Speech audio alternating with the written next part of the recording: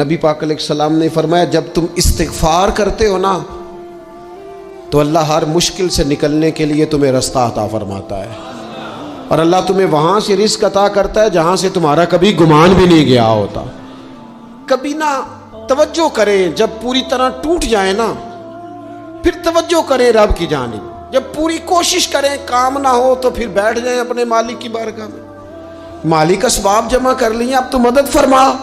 جب پوری طرح حضرت ابراہیم علیہ السلام کے پاس مہمان بڑے آیا کرتے تھے، مہمان نواز بھی بڑے تھے، بغیر مہمان کے کھانا ہی نہیں کھاتے تھے، بڑے مہمان نواز تھے۔ تو قحط پڑ گیا مصر میں، غلہ ہی نہیں ملتا۔ حضرت ابراہیم کا ایک دوست تھا، آپ فلسطین میں تھے، وہ مصر میں تھا۔ آپ نے اس کے پاس اونٹ بھیجے کہ 4-5 اونٹوں پر غلہ اناج رکھ کے مجھے روانہ کر تاکہ میں اپنے جو میرے پاس مہمان جمع ہیں ان کو کھانا تو دے سکوں۔ وہ اونٹ روانہ ہو گئے۔ حضرت حکیم الامت مفتی احمد یار خان صاحب رحمۃ اللہ لکھا ہے، چلے گئے اونٹ۔ اب مہمان جمع ہیں، ان کو بھی خبر دے دی گئی ہے کہ آپ فکر نہ کریں، غلہ مصر سے آنے لگا ہے، کھانا ملے گا۔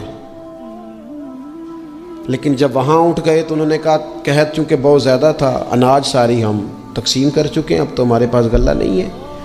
وہ خالی آ گئے واپس۔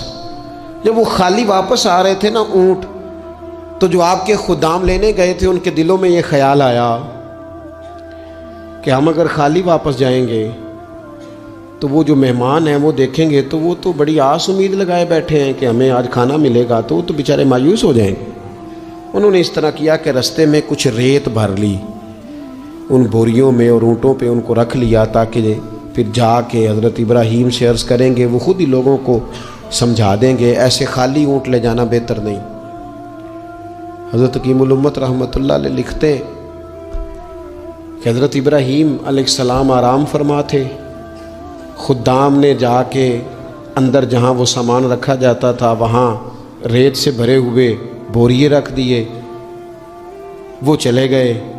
حضرت ابراہیم کی زوجہ جناب ہاجرہ اٹھی، انہوں نے کہا میں منہ کھولتی ہوں، گلے کا گندم پیستی ہوں، کھانا بنا کے دیتی ہوں۔ جب انہوں نے منہ کھولا نا اس کا، بوری کا، توڑے کا، اس بوریے کا، تو کہتی ہیں اتنی بہترین گندم نکلی کہ میں نے زندگی میں کبھی نہیں دیکھی تھی۔ پیسی گئی، پکائی گئی، کھانا چلنے لگ گیا۔ حضرت ابراہیم علیہ السلام بیدار ہوئے، دیکھا لنگر چل رہا ہے، مخلوق خدا کھا رہی ہے۔ دنیا آوے تے کھا کھا جاوے تے راضی ہوئے بلا، لوگ کھا رہے ہیں، چل رہا ہے سلسلہ۔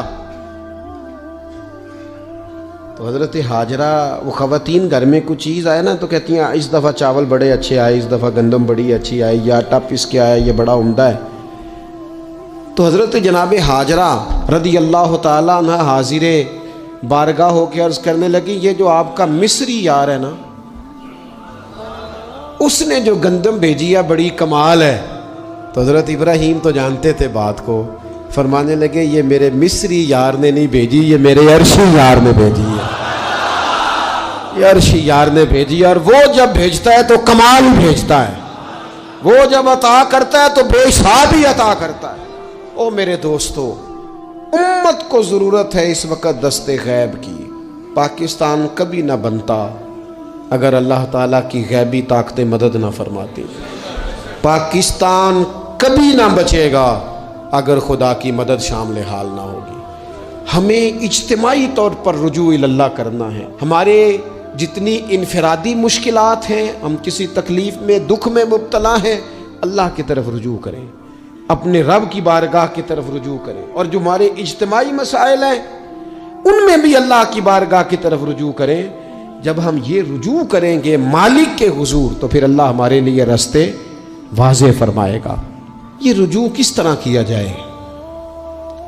میں نے اپنے ساتھیوں کے ذمے، بالخصوص جو یہاں خانقاہ شریف سے وابستہ ہیں، وہ اگر سمجھیں کہ میں حکم دے رہا ہوں تو اس کو حکم سمجھ لیں، اور باقی اگر احباب میری بہت زیادہ درد مندانہ گزارش سمجھیں تو یہ میری گزارش سمجھ لیں۔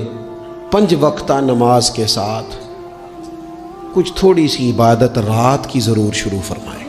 2 رکعت ہو جائے لیکن رات کو تنہائی میں اپنے رب کی بارگاہ میں عبادت کے لیے ضرور حاضر۔